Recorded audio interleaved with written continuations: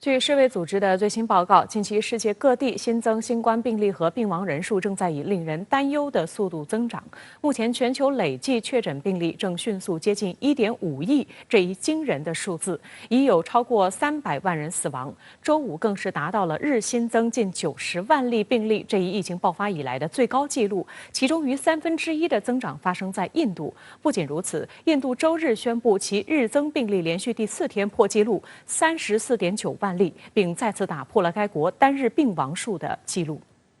面对新冠疫情恶化，印度的医疗体系面对重大压力，不仅床位及药物不足，医用氧气更加严重短缺。It's an emotion of fear, of frustration, and a fear of helplessness because how much ever we try, at some point we just cannot do our best because there is a shortage of oxygen.shortage of ICU beds and shortage of medicines. 在印度北方邦的氧气厂外出现长长车龙。印度去年也曾经历严峻疫情，但当时全国实施严格封城，经济活动暂停，氧气厂几乎集中产能向医院供氧，加上道路畅通，令医院获得充足物资应对。If this would have happened like last year, then it would have been okay. Nobody knew about it. But they got a year. So it's heartbreaking, but...We don't have any other options. 当下，印度的医院纷纷向各方祈求氧气供应。据路透社报道，德里的各家医院本周纷纷前往该市高等法院，请求法院命令印度各邦及联邦政府为供应以氧气为主的各类医疗用品做出紧急安排。We have just received 500 liters of oxygen. This will last for maybe 30 to 45 minutes. The requirement for a day is 8,000 liters.目前，氧气紧缺是印度的头等大事。印度国防部决定紧急从德国进口23套制氧量可达每小时2400升的移动制氧设备。此外，中国、俄罗斯、澳大利亚、法国、英国等均表示将向印度提供必要援助。中国外交部发言人赵立坚周五称，中方坚定支持印度政府和人民抗击疫情，愿根据印方需求提供支持与帮助，正就此同印方保持沟通。据报道，印度政府已部署了军用飞机和火车，从印度的偏远角落以及包括新加坡在内的海外为德里运送氧气。印度商业标准报周四报道称，印度政府决定即日起对氧气相关设备全额免除基本关税和卫生税，并免除新冠疫苗进口的基本关税，均为期3个月。世卫组织总干事谭德赛周五在新闻发布会上对印度疫情的持续恶化表示严重关切。他强调，人们必须调动所有资源，采取全面有效的方法来应对变异病毒。The situation in India is a devastating reminder of what this virus can do and why we must marshal every tool against it in a comprehensive and integrated approach.印度总理莫迪周日中午参加一个广播节目表示，当前印度正在面临的第2波疫情犹如暴风雨般让整个国家动摇。莫迪表示，过去一段时间政府一直在听取制药业、疫苗和氧气生产商以及医学界等各行各业专家的宝贵意见。中央政府竭尽全力为地方政府提供各类支持和帮助。他敦促民众尽快接种新冠疫苗，并呼吁民众不要听信关于疫苗的任何谣言。另据路透社消息，当地时间周六，印度政府向推特公司提出了一个法律请求，要求删除推特平台上数十条批评印度新冠疫情应对的推文。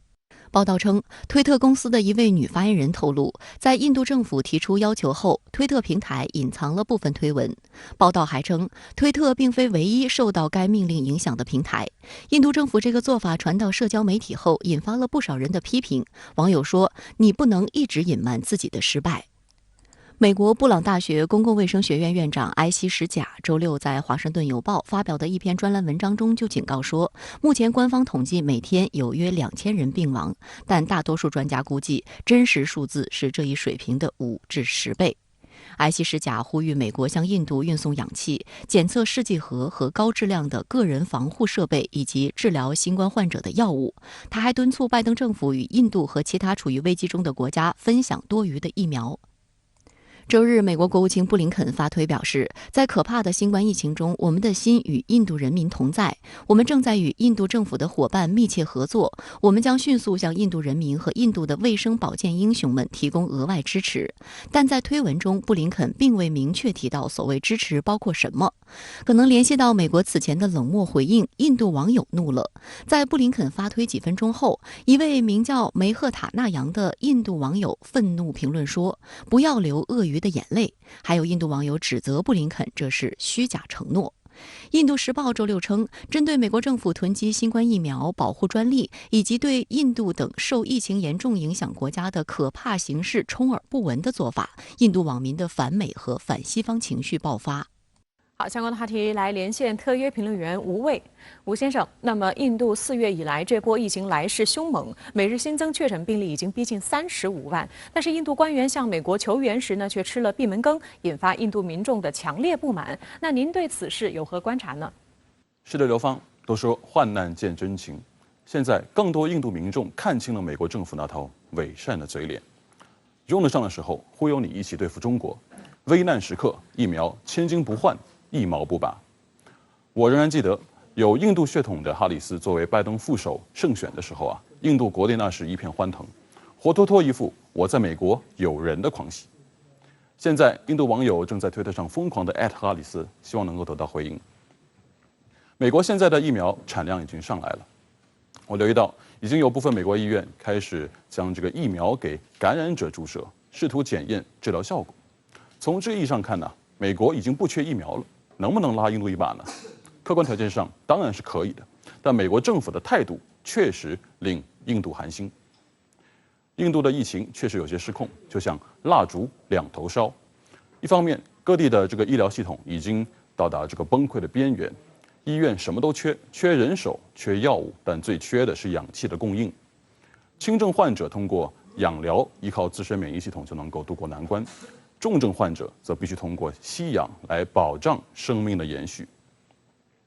另一方面，由于疫苗供应量不足，印度国内的这个疫苗接种率仍然是很低的。这意味着凭借疫苗筑起的这个免疫墙，在印度的效果会十分有限。更令人揪心的是，目前印度的这个疫情肆虐最严重的，基本都属于相对贫困的地区。那么低种姓民众、穷苦百姓正在陷入绝望情绪。我悲观的预测印度很可能会在近期爆发一系列人道主义危机。我呼吁世卫组织对印度逐渐失控的疫情予以重视，尽快出面协调世界各国提供必要的援助。中国外交部发言人汪文斌周四已经传递了中方愿意提供力所能及帮助的信号，但是印度方面却没有及时给出正面回应。我能理解部分这个印度民众出于民族主义的原因有一些抵触情绪，但毕竟人命关天，此事不以感情用事。